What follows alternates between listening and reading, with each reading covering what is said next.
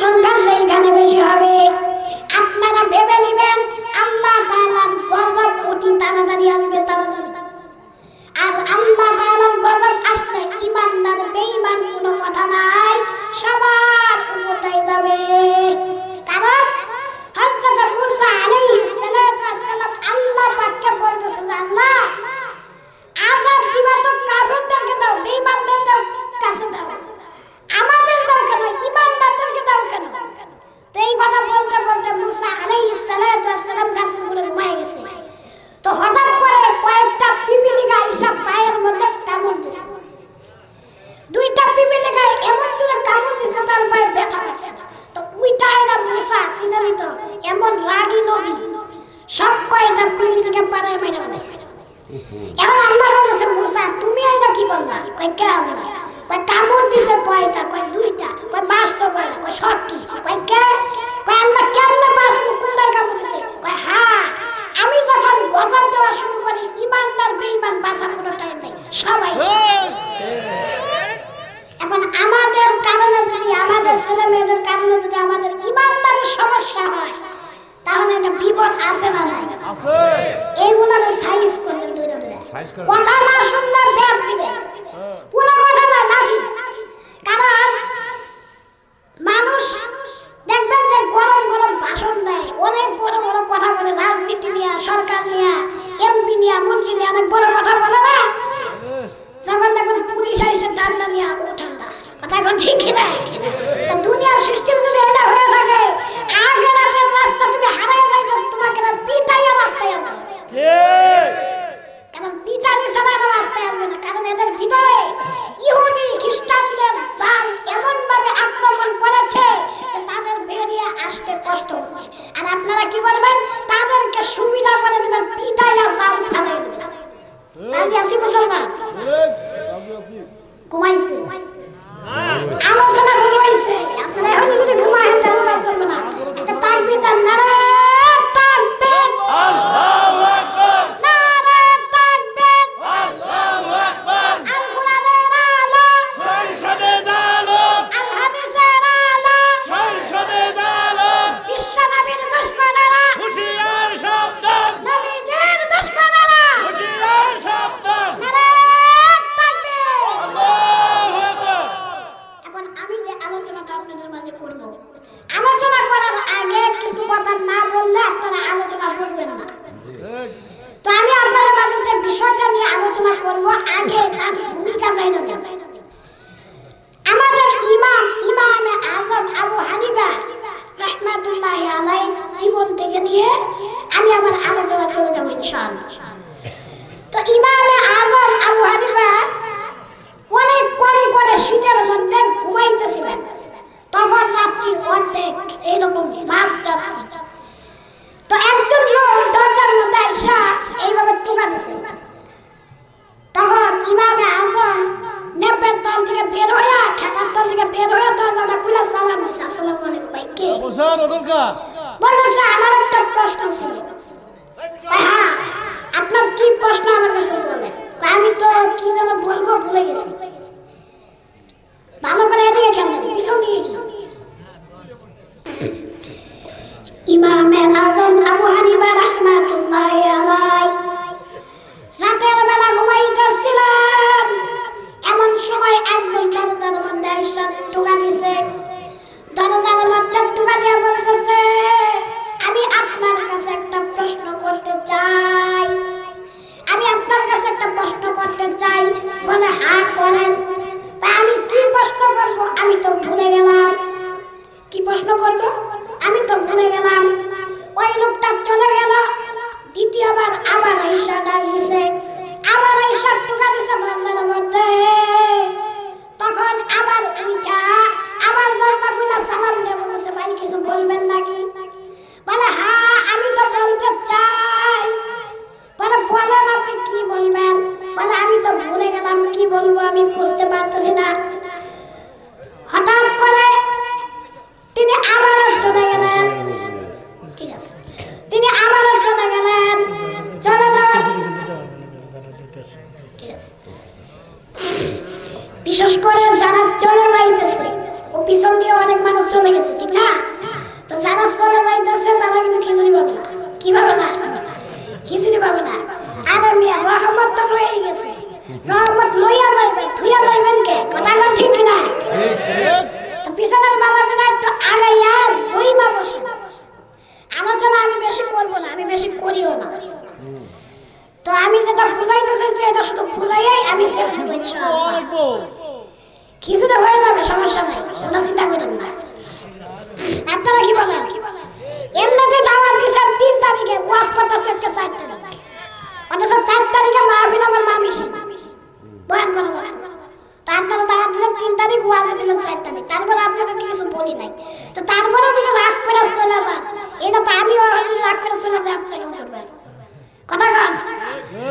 আজকে বলতে না হুজুর আমাদের একটু সমস্যা হয়েছে, একটু বাথরুমে যাওয়া লাগে, আসলে আমি একটু যাই, আমি একটু ঘুরে আসি, বাইরে দোকানপাট আছে, একটু মজাটা দেখে আসি, নাকি কন? তা আমারও লাইগা আপনারা গেছে, আমার খাবার মনে না। তো কিছুক্ষণ ধৈর্য ধরে বসে। তো কই যাচ্ছিলাম? ইমামে আজম আবু হানিফা রাহমাতুল্লাহ আলাইহি তৃতীয়বার উঠলেন। তৃতীয়বার উঠার পরে ওই লোকটা বলতেছে, আসলে হুজুর আমি আপনার কাছে যে প্রশ্নটা করব ওটা আমি ভুলে যাই না, আমি ভয় পাইতেছি, কিভাবে বলবো? বলে আপনার ভয় পাওয়ার দরকার নাই, আপনি বলেন কিভাবে বলবেন। ওই লোকটা ডাক দিয়ে বলে, ইমাম সাহেব আপনি বলেন তো মানুষ যে পায়খানা করে এটা মিঠা না তিতা? কি প্রশ্ন করছে দেখছেন? আর আমি আর আপনি যদি উত্তর দিতে চাই যে মানুষের পায়খানা মিঠা না তিতা, সেটাই বলি, বলবে এটা মনে টেস্ট করছে। কথা ঠিক কিনা?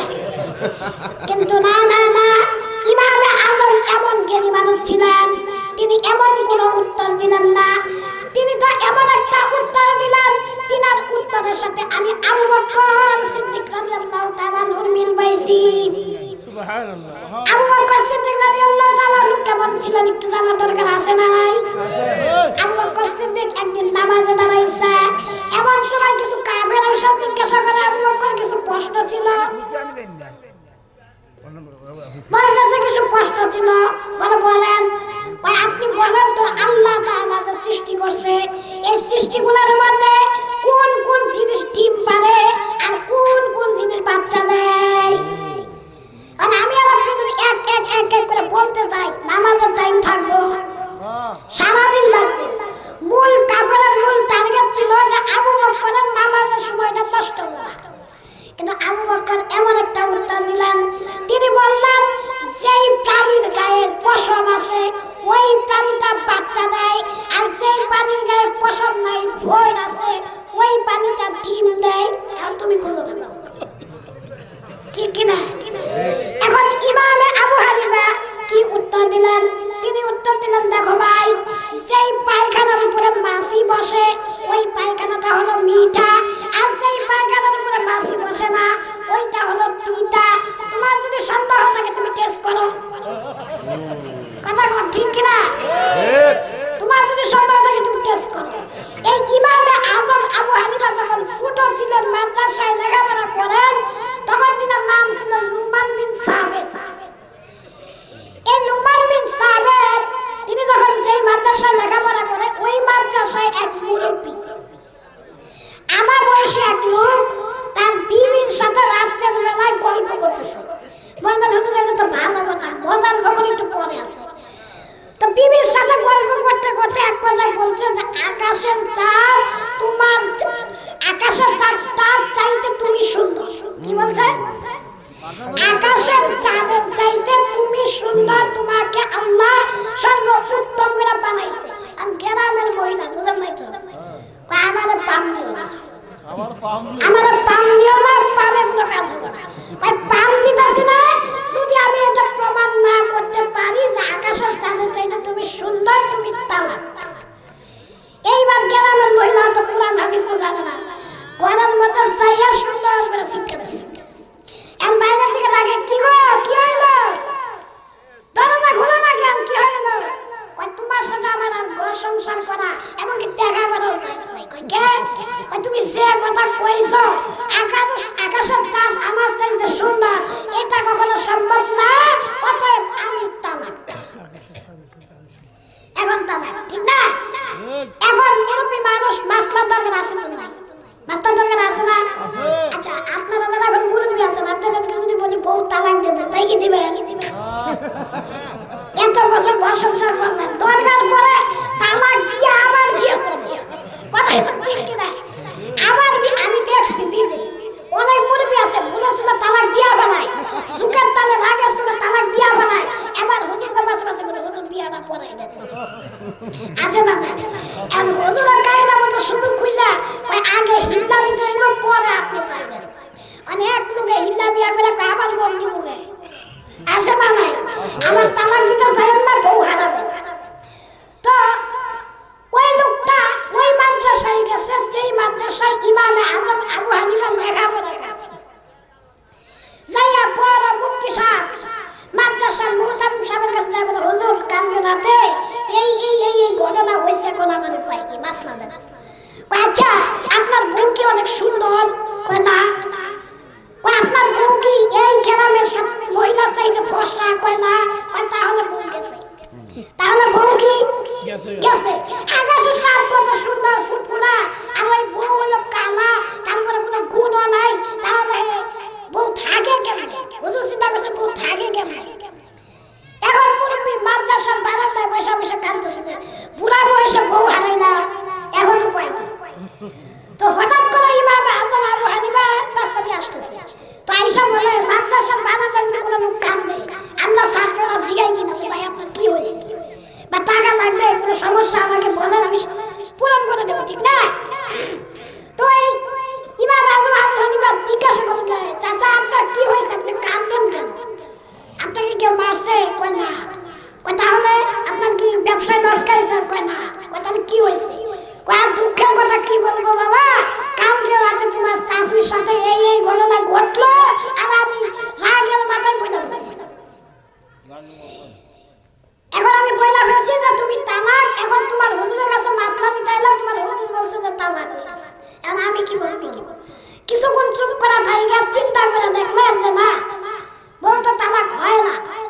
এইবার ইমাম আজম আবু হানিফা ওই লোককে বলতেছে চাচা বাড়ি ফিরে যান, আর নিঃসন্দেহে ঘর সংসার করেন, আপনার বউ তালাক হয় না। এইবার মুরব্বী গেছে ভাই, এই মেয়ে তোমরা হুজুররা বলো না এক হুজুর কার তালাক আরেক হুজুর কার তালাক হয় নাই? কয় কোন হুজুর কইছে তালাক লয়া না? লয়ে গেছে বড় হুজুরের কাছে, যায় বলে হুজুর আপনার ছাত্র পাগল হয়েছে। কয় কেমনে? কয় আপনার ছাত্র বলে তালাক হয় নাই, আপনি বলেন হয়েছে। এইবার ইমামে আজম আবু হানিফাকে উস্তাদ জিজ্ঞাসা করতেছে, ও ইমামে আজম তুমি কেমনে বুঝলা তালাক হয় নাই? আমি তো দেখতেছি তালাক হয়ে গেছে। ইমামে আজম বলে হুজুর আমি তো বলি নাই, আল্লাহর কোরআন বলছে। আপনি কি জানেন না সূরাতুত তিনের ৪র্থ নম্বর আয়াতের মধ্যে আল্লাহ শুধু মানুষকে সুন্দর করে বানাইছে তাই কয় নাই, আল্লাহকে সবচাইতে মর্যাদা দিয়েছে। সুবহানাল্লাহ। একবার দুইবার না, 3টা কসম খাইলে আল্লাহ বলছে মানুষ সর্বোত্তম, সৃষ্টিগুলোর মধ্যে সর্বোত্তম কে? মানুষ। মানুষের উপরে কিছু নাই, হইতেও পারে না। মানুষের উপরে একমাত্র আল্লাহ তাআলা, ঠিক না? আল্লাহর পরের স্থান রাসূলের, রাসূলের পরের স্থান উম্মতি মুহাম্মাদি যারা আছে তাদের স্থান। এরপরে স্টেপ বাই আসে, এগুলো বলার দরকার নাই। তবে আপনারা সিরাজগঞ্জের মানুষ, সিরাজগঞ্জে অনেক আলেম ওলামা আছে, আপনারা ওয়াজ শুনেন, ঠিক না? যেটা আমাদের এখন বর্তমানে দরকার সেটা হলো কালেকশন। রাজি আছেন? কথা কয় না? রাজি আছেন? না এরা বলো টাকা আজকে নিয়ে আসেন, ঠিক না? শেষ করে ফেলেছে। আলহামদুলিল্লাহ, পরিবার থেকে